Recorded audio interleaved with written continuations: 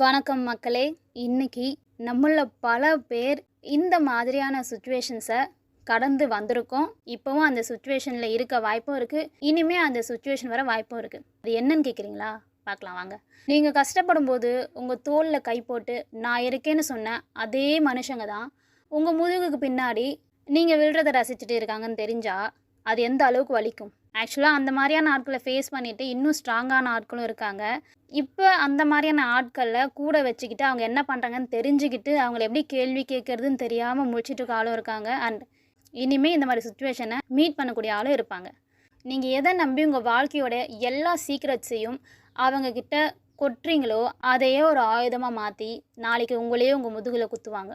நீங்கள் எல்லாரையும் சமமாக பார்க்குறீங்க, ஆனால் எல்லாரும் உங்கள் அன்புக்கு தகுதியானவங்க கிடையாதுன்றதை மறந்துடுறீங்க. நீங்கள் சக்ஸஸ் ஆகும்போது உங்களுடைய சக்ஸஸை பார்த்து சந்தோஷப்படக்கூடிய ஆள் ரொம்ப கம்மி.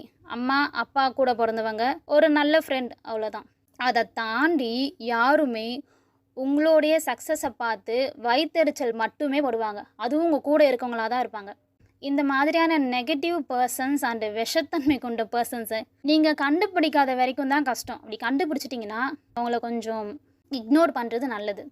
நீங்கள் செய்ய வேண்டியது ஒன்று தான், உங்களுடைய பவுண்ட்ரிஸை செட் பண்ணுங்கள்.